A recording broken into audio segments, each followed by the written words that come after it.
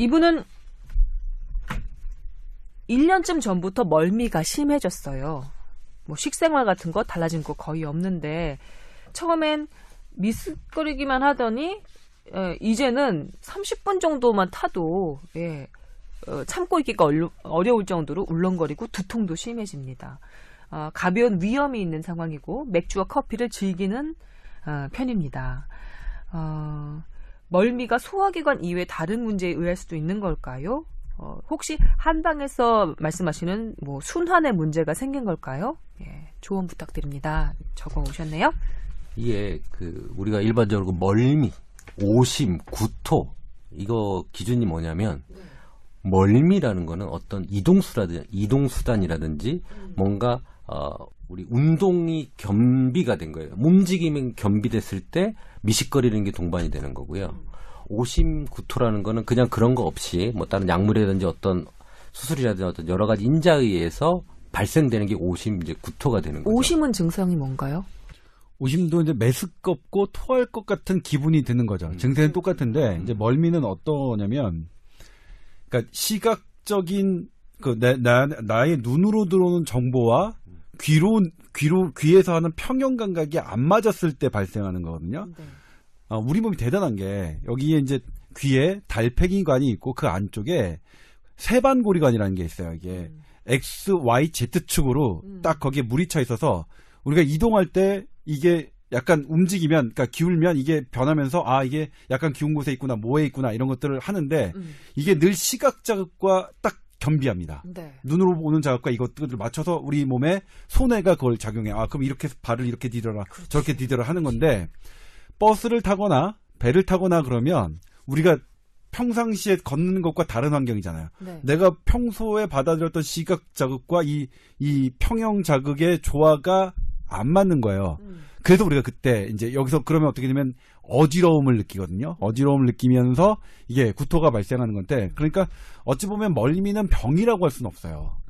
그리고 그 시각 자극과 이런 것들이 만약 계속해서 조화가 되면, 익숙해지면 멀미 사라지고, 그러니까 처음에 그 버스 멀미, 배멀미 했던 사람들이 자주 타면 배멀미 안 하잖아요. 맞아요. 그래서 멀미는 낫는 겁니다. 그러니까 시간이 지나면 적응하느냐의 문제인데, 근데 오심은 좀 달라요. 오심은 가만히 있을 때 내가 계속 뭔가가 있다. 그러면 이거는 소화기 장애에 문제가 있을 수 있어요. 구토하고 싶은 생각이 네. 든다, 뭐 이런 네. 거.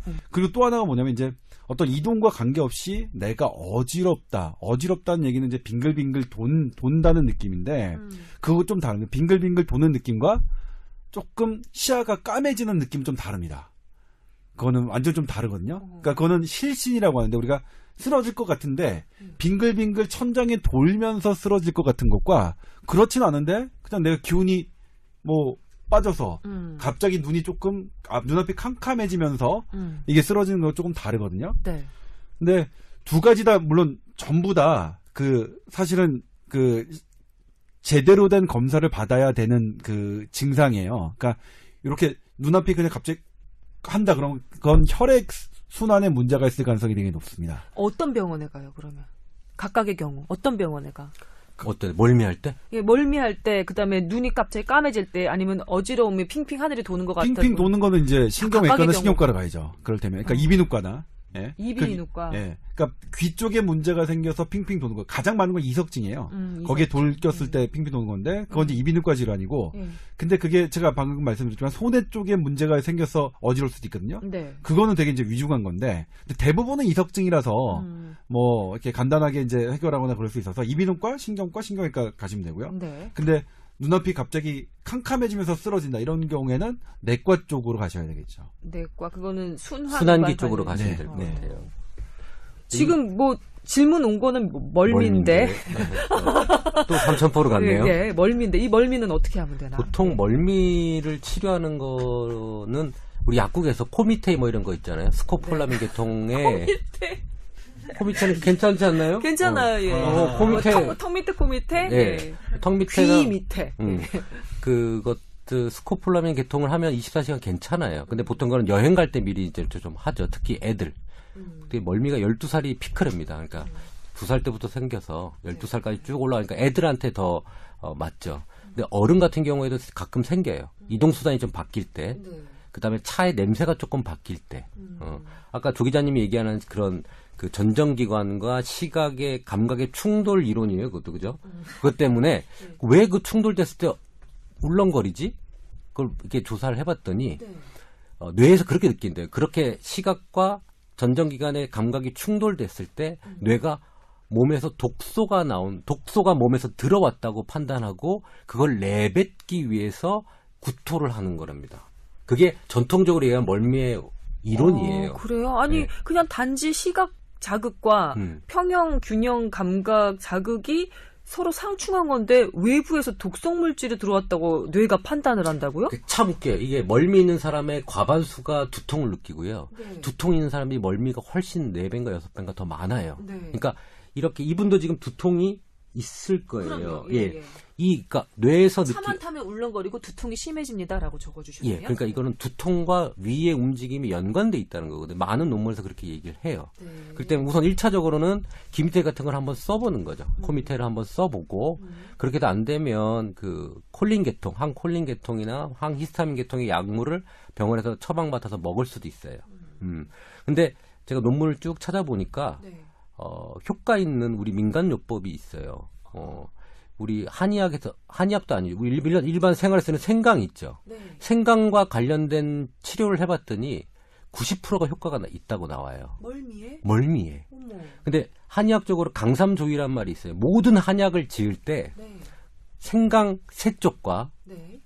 조 두 쪽, 그러니까 대추 두 알을 넣으면 네. 소화 기능을 다 보존할 수 있다는 유명한 얘기가 있어요. 그래서 강삼조이를 할 때 그 생강 강자거든요. 그러니까 생강이 들어가면 위의 기능이 훨씬 활발해지고 아래로 울렁거려서 위로 올라오는 게 아니라 이제 내려준다 그러는.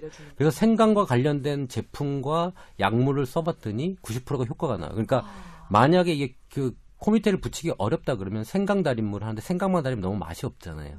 그리고 아까 얘기한 대로 너무 단맛이 나면 좀 그러니까 그 생강 내 쪽에 네. 대추 하나 정도를 해서 요걸 달인물을 조금 먹어보든지 안 그러면 병원 가서 처방을 받든지 네. 그리고 그 이동수단에 조금 적응을 하는 방법도 한 가지가 되겠죠.